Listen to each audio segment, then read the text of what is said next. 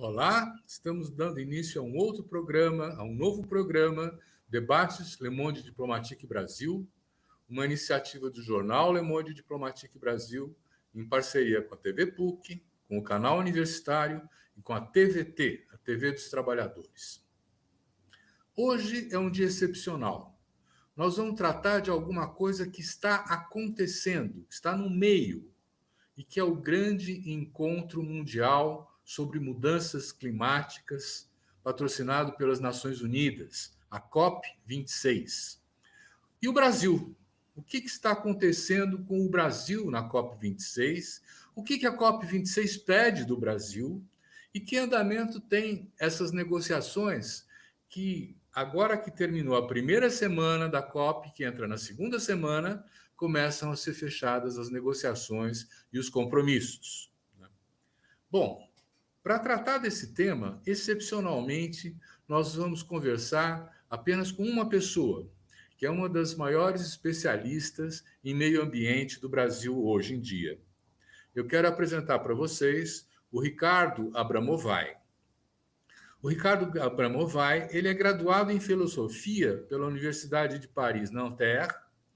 Ele é mestre em ciências políticas pela Faculdade de Filosofia da USP. É doutor em ciências humanas pela Unicamp. Foi professor titular do Departamento de Economia da FEA-USP. Atualmente é professor sênior do Programa de Ciência Ambiental do Instituto de Energia e Ambiente da USP. E, entre outras muitas publicações, ele é autor da Amazônia por uma Economia do Conhecimento da Natureza. Ricardo, muito obrigado por estar aqui com a gente. É um prazer fazer contato e fazer essa conversa com você. Obrigado, Silvio. Um prazer estar aqui com você. Que pena a gente ainda não estar totalmente liberado da pandemia e poder fazer isso presencialmente. É uma alegria estar com você e uma alegria ainda maior poder ter o privilégio de me dirigir ao pessoal da TV, que assiste a TVT e das inúmeras televisões universitárias. Muito obrigado pelo convite. Muito bom, é um prazer estar com você aqui. Vamos começar a nossa conversa? Os jornais estão estampando nas suas capas, assim, a COP26, a Conferência de Mudanças Climáticas das Nações Unidas. Ricardo, por que é tão importante hoje falar de mudança climática? E que importância tem esse evento das Nações Unidas hoje em dia? Silvio, esse evento, ele não é um evento sobre meio ambiente.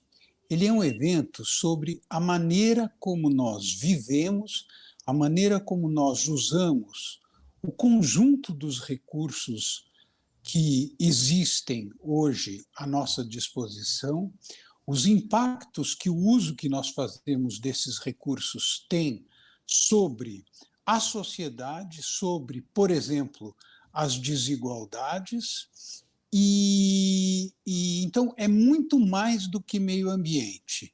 Do que se trata? Trata-se do seguinte: desde a Revolução Industrial até hoje, o mundo viveu cada vez mais dependente do uso de combustíveis fósseis. Nós fomos capazes de conquistar uma espécie de escravo muito barato, que é o petróleo. A partir do momento em que nós começamos a usar carvão e depois petróleo e gás, o crescimento da economia, a capacidade que a economia teve de oferecer bens e serviços para a sociedade, cresceu de uma maneira muito, muito, muito acelerada.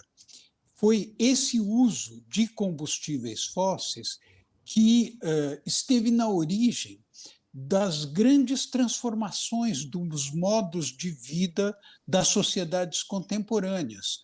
A mobilidade, em primeiro lugar, a energia elétrica. Aqui no Brasil a gente não sente muito isso em matéria de energia elétrica, porque uma parte muito grande da nossa energia elétrica vem de hidrelétricas, mas no mundo todo, a esmagadora maioria da energia elétrica vem de usinas a carvão. Essas usinas a carvão é que permitiram a eletrificação da vida cotidiana. Quer dizer, sem eletricidade, você não tem rádio, você não tem televisão, você não tem telefonia, você não tem, enfim, você não tem as coisas básicas com as quais a gente já se acostumou e usa como se fizessem parte da natureza. Todo esse conjunto de bens e serviços nos quais a sociedade contemporânea está assentada, está baseado no uso de combustíveis fósseis. Mobilidade, por exemplo, o automóvel. Imagina o que era a sociedade do fim do século XVIII, na transição para o século XIX, em que a mobilidade se fazia por cavalo, por carruagem, etc. Um dos grandes problemas da cidade de Nova York era o esterco do cavalo, tá certo? Os combustíveis fósseis fizeram uma revolução nisso. Então, foi a partir dos combustíveis fósseis que o nível de renda, o nível de vida das sociedades contemporâneas aumentou, e aumentou muito, com muitos problemas, muitas desigualdades, etc.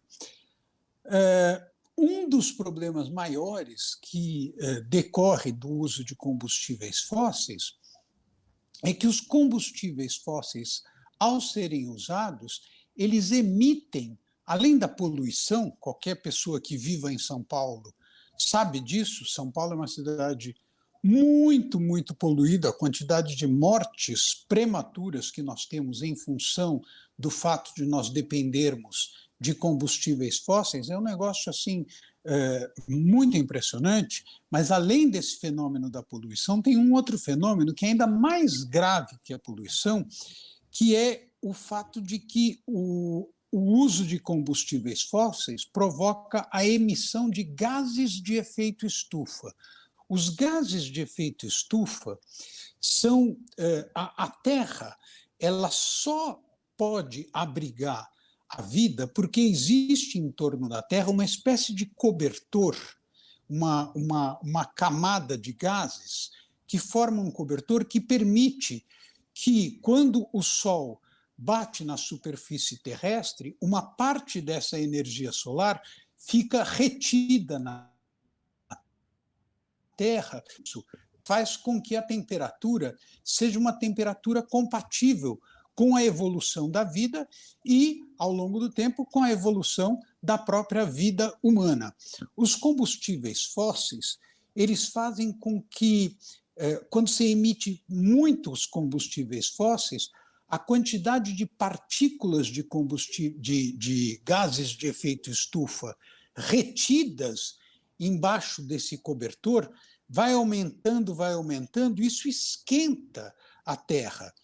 As pessoas vão perguntar, bom, mas se esquenta a Terra, por que faz frio? Se esquenta a Terra, por que ao fazer esse aquecimento global, o que ocorre é uma desestabilização, uma ruptura do equilíbrio do sistema climático. Eu vou dar um exemplo.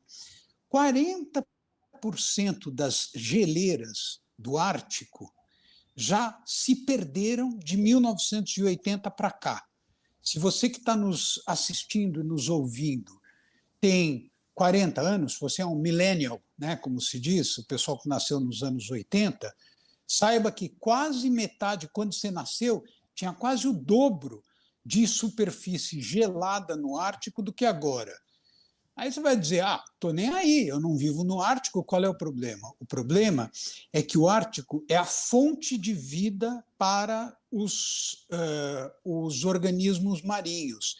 Quando degela o Ártico, uma parte muito grande desses organismos marinhos se perde. Mas, além disso, e mais grave que isso, o degelo do Ártico provoca a elevação do nível dos oceanos. E, mais do que isso, o degelo do Ártico faz com que, em vez de a luz solar, que antes era refletida de volta para o espaço pela superfície toda branca do Ártico, agora ela é absorvida pelos oceanos. Só que a capacidade de absorver calor, energia solar, dos oceanos, ela não é infinita, ela é limitada. Ela sendo limitada, isso faz com que a elevação da temperatura global média se acentue. Então, do início da Revolução Industrial, no início do século XIX, meados do século XIX, né, quando a Revolução Industrial realmente se acelerou, para cá, nós já tivemos uma elevação de temperatura de 1,1 grau. Vai dizer, 1,1 grau, peraí, se está fazendo 25 ou 26 graus, para mim não faz a menor diferença. Só que para o sistema climático, esse 1 grau já é o responsável por aquilo que todo mundo está vendo nos jornais. Ou seja, no Canadá tem cidades cuja temperatura chegou a quase 50 graus, nos Estados Unidos, incêndios florestais impressionantes, na Amazônia, secas inéditas e enchentes igualmente inéditas. Enfim, e isso traz problemas sociais extraordinariamente importantes. Por quê? Porque as populações pobres tendem a se localizar em áreas mais suscetíveis de ocorrerem os impactos de eventos climáticos extremos. Então, desabamentos, enchentes, etc.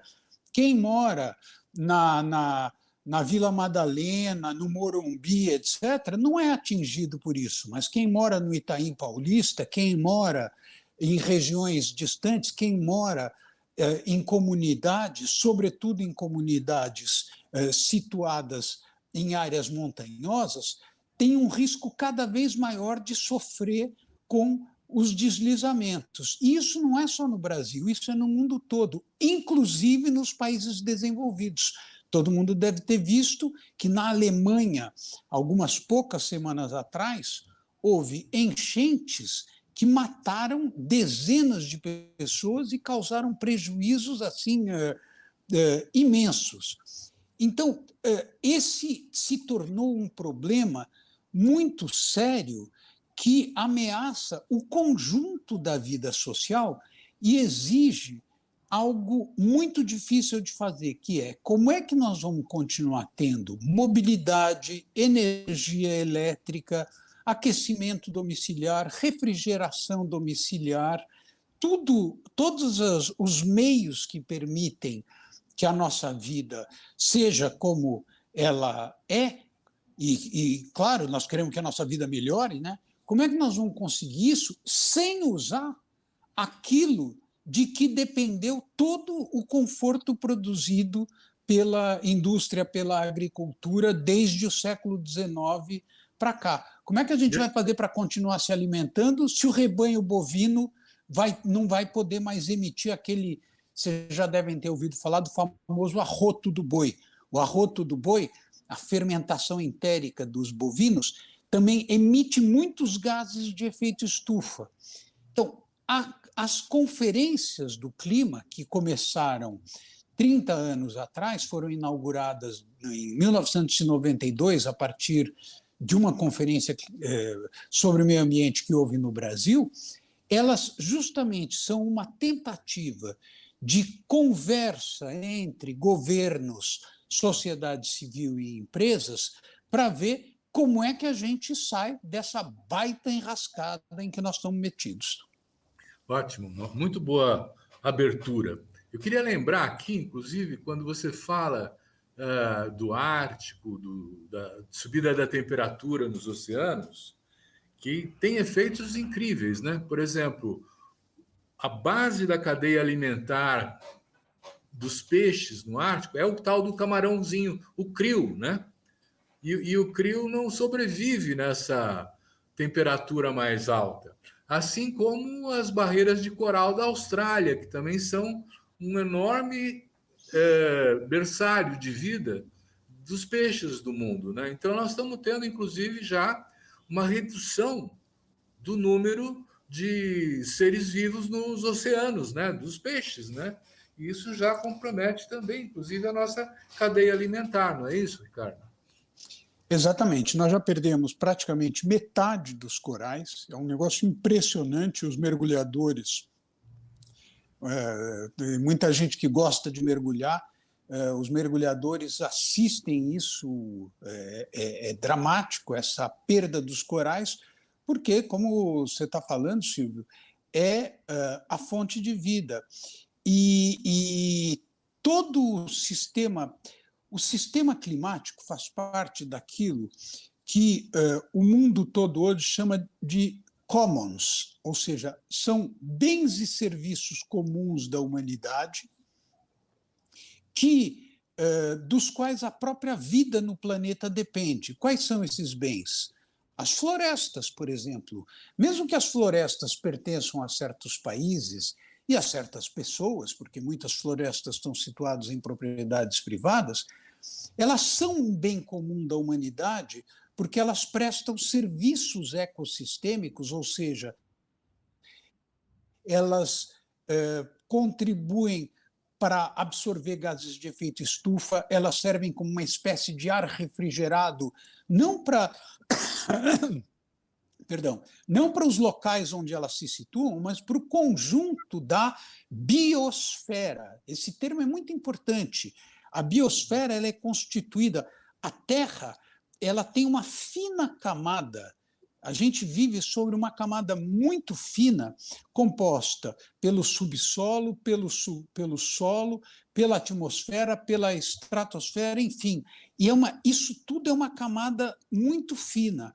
E nessa camada muito fina, o sistema climático ele é absolutamente fundamental e ele não pertence a ninguém. Ninguém é dono do sistema climático. O sistema climático ele é um bem comum de todos nós. E o problema é o seguinte: a humanidade só pôde desenvolver a civilização tal como nós a conhecemos nos últimos 10 ou 12 mil anos porque as oscilações de temperatura média no globo nunca ultrapassaram, ao longo desse período, 1 grau para cima ou 1 grau para baixo. Certo? Então, essa estabilidade do sistema climático é uma das pré-condições mais importantes que permitiram o desenvolvimento da agricultura, o desenvolvimento das diversas civilizações. Pois bem, de Ricardo, 1850 para só para completar, de 1850 para cá, a temperatura global média aumentou 1,1 grau. Então, veja, em 10, aquilo que a gente, essa estabilidade de 10 mil anos, nós estamos perdendo, e essa perda tem consequências muito sérias e muito graves para a vida no planeta e para a vida social, claro. Não, era isso mesmo que eu ia perguntar para você, porque há um entendimento de que nós não podemos passar um crescimento de 1,5, né, graus de temperatura. Já chegamos a 1,1, né? E o que acontece se a gente chegar a 1,5? Porque é aí que está a preocupação maior, né? Silvio, nós não vamos conseguir evitar chegar a 1,5. Por quê? Porque o sistema, vocês podem imaginar, se a previsão do tempo é um negócio que todo mundo brincar, errou, imagina, a meteorologia é complexa, imagina o que é o sistema climático, ou seja, esse conjunto formado pela incidência do Sol sobre a Terra, pelo reflexo dessa energia solar de volta para o espaço, pelos gases que capturam esse reflexo da energia solar. Imagine, então, como é difícil para os cientistas calcularem o que acontece em torno desse conjunto tão grande de variáveis. E nos últimos 30 anos, uma das coisas mais importantes que ocorreu é que, em 92, quando houve o lançamento das conferências climáticas,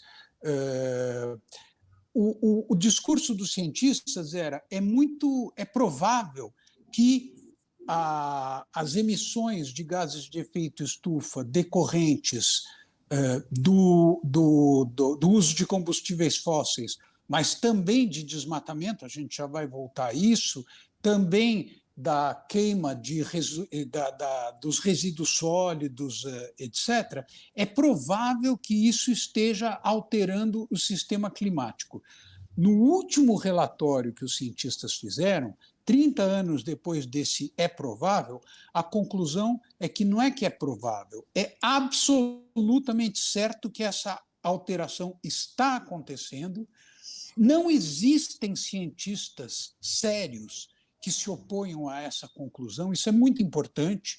É muito importante porque as empresas petrolíferas patrocinaram e patrocinam ainda conferências de pessoas que nunca publicaram um artigo numa revista internacional respeitável, dizendo que toda essa história de mudanças climáticas é uma bobagem, etc., etc.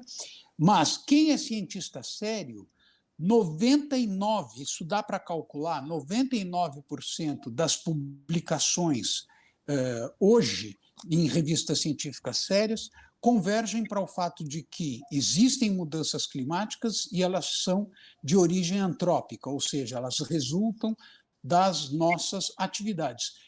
Alguém vai dizer, bom, então a ciência está totalmente de acordo? Não, a ciência tem muito desacordo sobre como é que a gente enfrenta esse problema, quais são as reais consequências desse problema, quais os tempos existentes. Agora, ninguém tem dúvida de que isso é muito sério. E uma das conclusões do relatório porque como é que funcionam esses relatórios?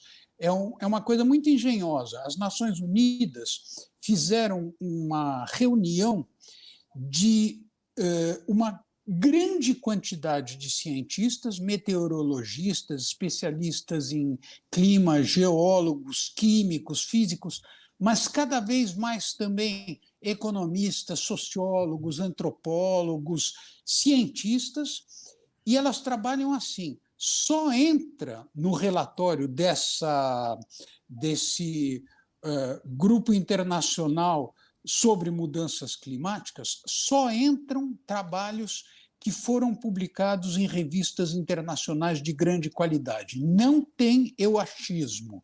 Eu acho que isso não existe, tá certo? Então, o relatório ele é composto só por trabalhos científicos reconhecidos pelos pares, ou seja, pelos próprios cientistas como de primeira qualidade. Se eu publicar um artigo no jornal dizendo alguma coisa sobre mudanças climáticas, isso não entra no relatório. Eu preciso que esse artigo seja publicado na Nature, na Science, nas revistas internacionais mais importantes. E Ricardo, esses relatórios, que são muito difíceis de elaborar, eles são elaborados a cada 6 ou 7 anos, e a cada relatório as conclusões vão reiterando essa constatação de que as mudanças climáticas estão cada vez mais graves. Se a hora que a gente chegar, e infelizmente não vai ter jeito, como os gases de efeito estufa se acumulam na atmosfera, esses gases não vão desaparecer do dia para a noite, e é por isso que as florestas são tão importantes, porque as florestas captam esses gases, mas com o que a gente já emitiu, se a gente, de hoje para amanhã, ninguém mais usasse automóvel movido a gasolina, caminhão movido a diesel, ninguém parasse em todas as usinas a carvão, até o fim do século a gente ia chegar a 1,5 graus. Então, isso vai acontecer, e vão acontecer consequências drásticas. O que tem que ser evitado é que se vá além disso, porque se for além disso, as consequências vão ser catastróficas para todo mundo, sobretudo para as populações mais pobres que vivem em lugares mais vulneráveis a chuvas, tempestades, ventanias, etc. Só para a gente fechar essa parte do geral, para depois entrar no Brasil e no papel do Brasil na COP, né? Quer dizer, quando você fala em consequências catastróficas, o que é isso? É extinção? Tem um vídeo muito legal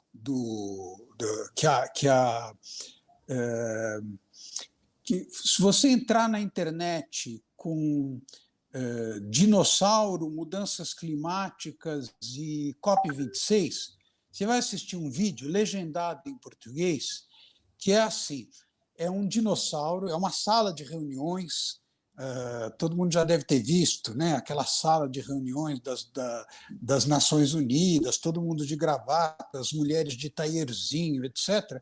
Abre-se uma porta, todo mundo olha para trás porque a porta abriu, e vem entrando um dinossauro. Aqui, aquela exclamação, as pessoas ficam apavoradas, como assim um dinossauro? Tal. Aí o dinossauro chega para o cara que está segurando o microfone, que está completamente apavorado, e fala, oi, sobe no lugar de falar e fala, e aí, pessoal, é o seguinte, eu quero dizer uma coisa para vocês, extinção não é legal. Extinção não é legal. Só que nós, dinossauros, ao menos nós temos a desculpa de que nós fomos extintos em função dos meteoros. E nós não temos nenhum controle sobre os meteoros. E vocês? Vocês vão ser extintos por algo que vocês estão fazendo, que é emitir gases de efeito estufa como resultado da queima de combustíveis e destruir as florestas e os oceanos que poderiam absorver esses gases de efeito estufa. É a explicação mais didática que a gente tem, que responde a essa pergunta. É possível extinção? Sim, é possível. É possível porque é possível por várias razões. A primeira delas é que, se nós continuarmos fazendo o que nós estamos fazendo, o ritmo de os eventos climáticos extremos, esse é o nome que se dá ao que aconteceu na Alemanha com as enchentes. Por exemplo, a cidade de Seattle, onde está localizado a Amazon, né, que é uma cidade no norte do Canadá, ela teve uma temperatura tão alta que a Amazon, nesse dia da temperatura tão alta, ela interrompeu as atividades dos funcionários e abriu as portas para a população de rua dessa cidade entrar lá, porque o ser humano não aguenta ficar mais do que um pequeno número de horas numa temperatura acima de tantos graus. Agora não me lembro exatamente quantos graus. Então, na Índia já tem cálculo mostrando uma parte muito grande da população que, evidentemente, não tem ar-condicionado, e ar-condicionado também é limitado, porque você vai precisar de energia para ar-condicionado. Essa população exposta a esse aquecimento está submetida à extinção mesmo, tá certo? Além disso, elevação no nível do mar atinge as cidades costeiras, e uma parte, praticamente mais da metade da população mundial vive em áreas próximas ou áreas costeiras, mas, além disso, tem os fenômenos sociais decorrentes disso, que são as migrações. O que as populações vão fazer quando esses problemas se agravarem? Vão tentar sair dos locais em que elas estão para outros locais. E aí, nós vamos ter, se a gente não tiver uma governança global para lidar com a crise climática, a gente vai ter uma governança global para lidar com migrações, ou a gente vai receber os migrantes como se eles fossem inimigos? Cada país vai dizer, não, tem que fechar as fronteiras, nós temos que defender os nossos e os outros que se danem, né? Então, as consequências da crise climática são extremamente graves e, sim, a extinção não pode ser eliminada como um dos horizontes da crise climática. Obrigado, Ricardo. É isso mesmo. Eu já estou informado sobre esse cenário geral. Eu queria que a gente entrasse agora na discussão sobre o papel do Brasil, porque há um tempo atrás o Brasil era uma liderança, né, entre os países que defendiam, né, o meio ambiente, que procuravam, inclusive, mostrar que a matriz de energia do Brasil era mais limpa, porque era baseada na hidrelétrica, e hoje em dia parece que a imagem do Brasil não é essa, né? Que situação que nós estamos vivendo hoje? Silvio, o Brasil é o país, falando assim, dá a impressão de que você está entrevistando um cara ufanista, que está, oh, nós somos o máximo, etc. Mas eu peço um voto de confiança das pessoas que estão me ouvindo diante dessa afirmação. O Brasil é o país do mundo que melhores condições teria de enfrentar a crise climática. Por quê? Porque no mundo todo, o grosso das emissões da Índia, da China, dos Estados Unidos, da União Europeia, do Canadá, do Japão, vem da emissão de gases. O grosso das emissões derivam do uso de combustíveis fósseis. O que significa o seguinte: para esses países reduzirem as suas emissões, eles têm que promover, e eles estão tentando fazer isso, mas é um negócio que você pode imaginar a dificuldade, uma drástica transformação no sistema de mobilidade. Então, no caso dos Estados Unidos, por exemplo, ou de qualquer outro país, imagina a quantidade de oficinas mecânicas que tem no mundo, tá certo? A hora que vier o carro elétrico, e você vai ter que renunciar ao carro movido a gasolina ou a diesel, em benefício do carro elétrico, a hora que vier o carro elétrico, essas oficinas não têm. Carro elétrico não vai para a oficina da esquina, como vai o carro que a gente conhece. Você vai ter que instalar, nos Estados Unidos, 3 milhões de pontos de abastecimento de eletricidade.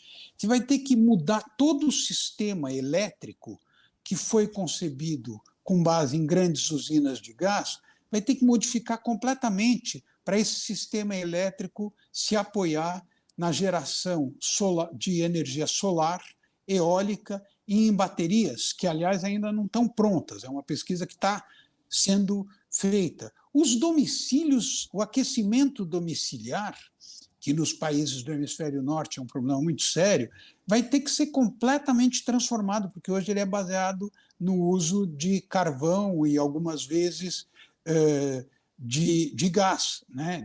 Enfim, ou de diesel, de combustíveis fósseis. Então, é uma transformação no conjunto da vida econômica nesses países. E no Brasil? O Brasil é o único país do mundo em que metade das emissões de gases de efeito estufa vem do desmatamento. E aí eu pergunto, se para transformar a vida social, eletricidade, mudança e aquecimento domiciliar, carro elétrico, etc., se precisa de muita ciência, muita tecnologia, muita transformação nos modos de vida, qual é a transformação nos modos de vida, qual é a ciência e tecnologia necessária para você parar de desmatar? Nenhuma, certo? Então, o Brasil tem aquilo que em inglês se chama low-hanging fruit, quer dizer, é o fruto da árvore que está de cabeça para baixo, que é mais fácil de pegar.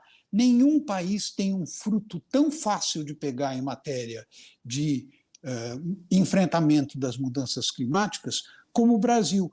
Nós poderíamos nos apresentar para o mundo dizendo: nós reduzimos pela metade as nossas emissões, calma, nós vamos mudar a nossa economia de maneira organizada, tá certo? Só que, evidentemente, o Brasil não está fazendo isso. E é muito difícil acabar com o desmatamento. O Brasil foi o país do mundo que, entre 2004 e 2012, deu, isoladamente, a maior contribuição à redução dos gases de efeito estufa, quando reduziu em 80% o desmatamento. O desmatamento no Brasil, que era de 27 mil quilômetros quadrados, passa para menos de 5 mil quilômetros quadrados entre 2004 e 2012. Aí o Brasil, na Conferência Climática de Paris, assumiu o compromisso de que esse desmatamento chegaria, no ano passado, a menos de 4 mil quilômetros quadrados. Nós estamos em mais de 10 mil, mas 10 mil por ano.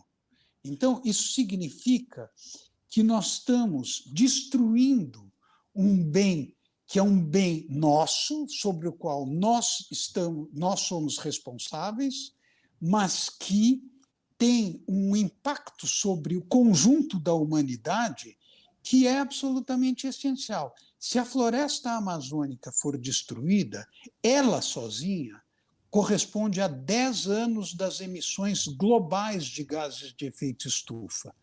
Se nós permitirmos a destruição da floresta amazônica, não há como vencer a luta contra as mudanças climáticas. Aí Ricardo, é um cenário apocalíptico. Deixa eu entrar aí, né? Porque eu vi nos jornais hoje de que o governo brasileiro assinou um acordo sobre a manutenção das florestas, preservação das florestas, meio na marra, né? Quer dizer, se o governo da Inglaterra não tivesse feito a pressão, ele não teria assinado, não é? E o que a gente está vendo realmente é o passando a boiada, como dizia o Ricardo Salles. Quer dizer, o desmatamento não tem mais os instrumentos de controle e monitoramento que tinha antes. O IBAMA está desmontado, o ICMBio não está funcionando direito, a FUNAI também ficou precarizada. Né? Como é que nós vamos fazer para conseguir esse objetivo que você está propondo, de chegar lá, quer dizer, de reduzir significativamente o desmatamento nesse período próximo? Com esse governo, nós não temos a menor possibilidade de fazer isso. Por quê?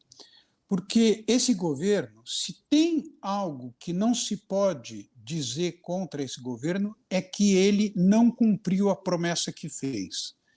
Ele está cumprindo rigorosamente aquilo que prometeu durante a campanha eleitoral. Ele, durante a campanha eleitoral, Jair Bolsonaro declarou que não faria mais demarcação de territórios indígenas, falou que iria fazer o possível para legalizar o garimpo ilegal, recebeu representantes daqueles que exploram de maneira predatória madeira, e aí as pessoas vão dizer, mas por que ele faz isso? O que ele ganha fazendo isso? E a primeira impressão é, bom, algum voto ele ganha. Tá bom, ele pode ganhar algum voto. Só que o problema é mais profundo e eu acho que é importante, sobretudo para quem está em São Paulo, relativamente, enfim, distante da Amazônia, entender a lógica por trás dessa ação destrutiva do governo Bolsonaro. Essa ação destrutiva, ela se origina numa ideologia que foi moldada, sobretudo nos anos 70, pelos militares que na época estavam no poder e que diziam o seguinte: a Amazônia é um território vazio que precisa ser rapidamente ocupado, porque se ele não for ocupado, potências estrangeiras virão e ocuparão esse território. E qual é o jeito mais rápido, mais fácil de ocupar esse território? É por meio de atividades já convencionalmente conhecidas. Então, nos anos 70, houve projetos ligados à Superintendência de Desenvolvimento da Amazônia que concediam incentivos fiscais para empresas que fizessem projetos na Amazônia. E o que eram esses projetos? Supostamente, como dizia o presidente Médici, era para ocupar espaços vazios. Na verdade, eles estavam esvaziando os espaços ocupados, ou seja, implantando pastagens, derrubando floresta e implantando pastagens, porque a Amazônia era um território onde se via a possibilidade de expansão muito grande da pecuária, sobretudo, mas também da agricultura de grãos e, posteriormente, sobretudo, da agricultura de soja. Essa ideia está até hoje presente, é a ideia dominante no Palácio do Planalto. Como é que eu sei disso? Quem tiver alguma dúvida a respeito disso, eu recomendo que assista a uma conferência que o general Hamilton Mourão fez na abertura de um seminário do Instituto General Vilas Boas, seminário esse que ocorreu em julho desse ano, em agosto desse ano, logo depois do lançamento do relatório do IPCC, e do qual só participaram pessoas que consideram que as mudanças climáticas não existem. O discurso do general Mourão, nessa ocasião, era basicamente o seguinte: sustentabilidade é algo que atrapalha e ameaça a soberania nacional. Mais uma vez, as pessoas vão dizer, não, pô, esse cara está exagerando, peraí, ninguém vai dizer um troço desse. Então, põe lá, Instituto General Vilas Boas, e assiste a conferência do Mourão. Isso é literal, ele falou isso às vésperas da Conferência Climática de Paris. Por que atrapalha? Porque, na visão desses caras, a Amazônia é um lugar de riquezas naturais extraordinárias e o Brasil poderia se desenvolver muito se explorasse essas riquezas extraordinárias. Só que o mundo não quer que o Brasil se desenvolva. Então, o que faz o mundo? Coopta gente como o Silvio Catiabava, que já dirigiu a ABONG, coopta, ou seja, compra organizações não governamentais que usam populações indígenas como inocentes úteis e, na verdade, o que eles estão querendo é impedir o crescimento do Brasil. Isso é muito importante porque a visão que essas pessoas, que esses fanáticos fundamentalistas têm na cabeça a respeito da Amazônia é de que a Amazônia é um lugar que tem que ser explorado muito rapidamente e a floresta atrapalha essa exploração. Então você tem que o garimpo que é ilegal hoje é ilegal por quê? Porque ele é uma atividade muito cara, muito que exige recursos vultosos, muito poluente. Hoje, 1.000 quilômetros do rio Tapajós estão poluídos, as populações indígenas não podem sequer usar a água do Tapajós, e 3 dias antes da Conferência Climática, alguns poucos dias, 3 dias não, porque ele estava no exterior, alguns poucos dias antes da Conferência Climática, Jair Bolsonaro visitou uma área de garimpo, tá certo? Um mês depois, em setembro, a Polícia Federal apreendeu 64 aeronaves das atividades de garimpo num território Yanomami. E é isso que esse governo está tentando legalizar. Então, a credibilidade que esse governo tem para cumprir o acordo que foi assinado em Glasgow, de que ele vai fazer desmatamento zero até 2030, essa credibilidade é nenhuma. Não há qualquer credibilidade. Deixa eu complicar um pouco a questão. Primeiro, dizendo que o Silvio Catiabava não foi cooptado por nenhuma dessas organizações, né? Mas dizer o seguinte: a gente tem informações, né, do Observatório da Mineração que os embaixadores dos Estados Unidos, do Canadá, da Inglaterra estão fazendo lobby junto ao governo brasileiro para aprovar a questão da demarcação das terras indígenas do marco temporal, para permitir que aquelas grandes mineradoras que são de origem nesses países possam entrar nos territórios indígenas e explorar aí o minério, né? Quer dizer, é possível que o governo brasileiro consiga conter essa sanha desse capital internacional ou não? Eu não acho que esse capital internacional tenha... Você pega o que aconteceu ao lado de Belo Monte, com Belo-San, que é uma exploração de ouro. Há uma contestação fortíssima, essa contestação vai aumentar. Várias dessas empresas já declararam que não vão fazer, inclusive a Vale, não vão fazer exploração de minério em territórios indígenas, porque é comprar uma encrenca que, no fim das contas, não vai ser compensadora para elas. O que há, sim, é um empenho do governo brasileiro de avançar nessa direção. Onde eu acho que é importante o que você está falando, Silvio, é que enfim, a sociedade brasileira precisa ficar muito vigilante com relação a isso.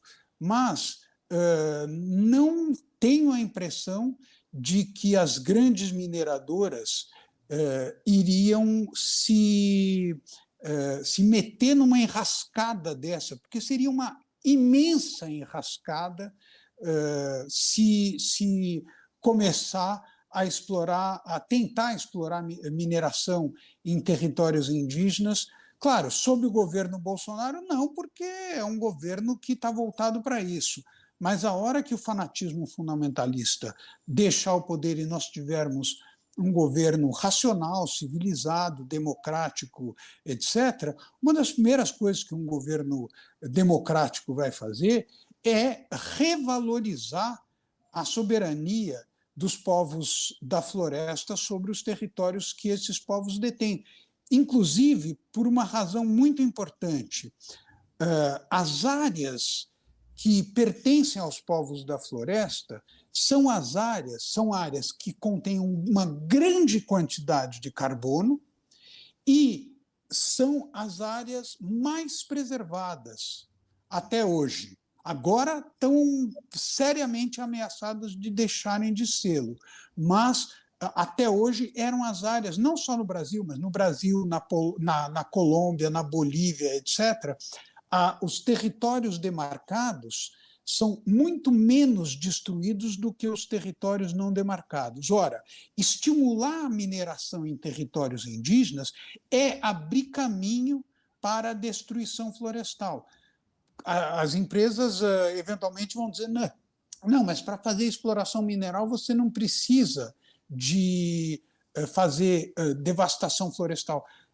Só que você acaba levando para lá uma quantidade de equipamentos e de pessoas que resulta numa ameaça à integridade da floresta.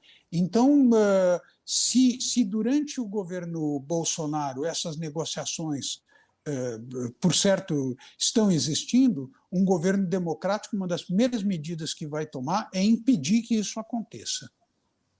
Ricardo, por incrível que pareça, nós já estamos chegando perto do final da nossa conversa.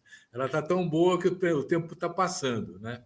Eu queria abordar com você, para a gente ir fechando a nossa conversa, o que a Greta Thunberg, aquela menina que criou, na verdade criou não, ela se transformou num ídolo, numa representação de um movimento social, né, de preservação do meio ambiente, contra o aquecimento global, essas coisas todas.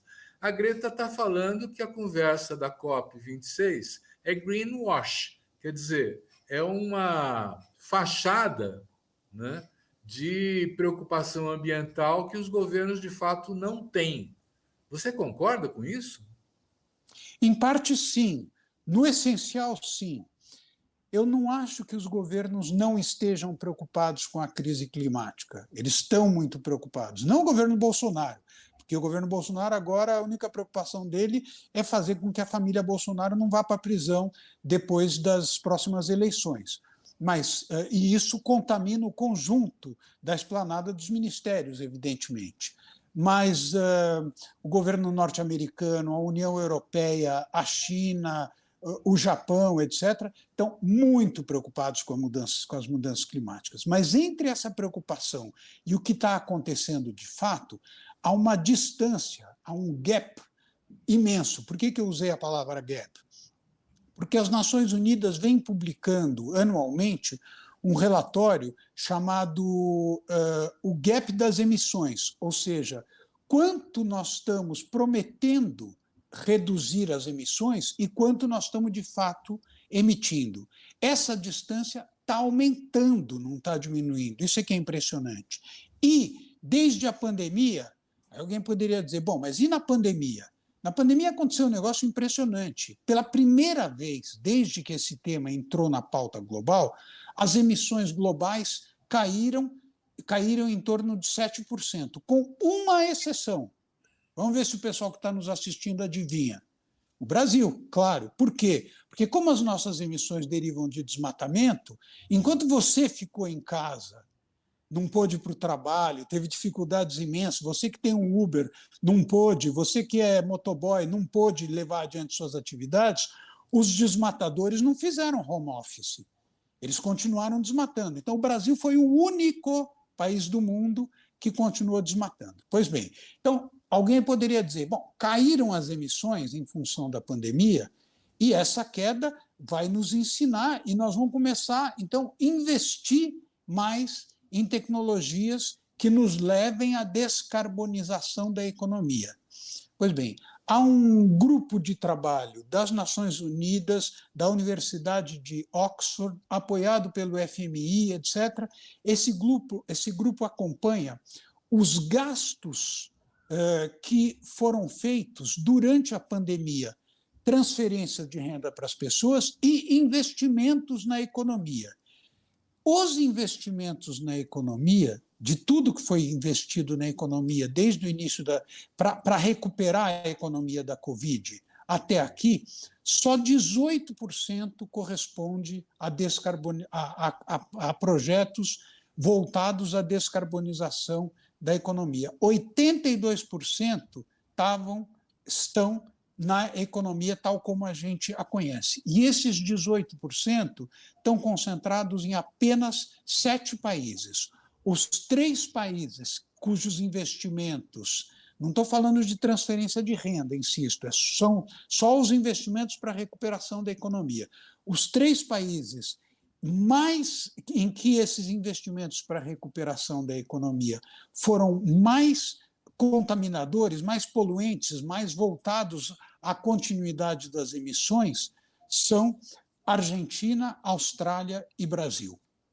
Então, portanto, a Greta, por mais que não, o que está em jogo aí não é a intenção dos governos, tem muito governo que tem intenção boa, mas a hora que você vai olhar os fatos, a Greta tem toda a razão.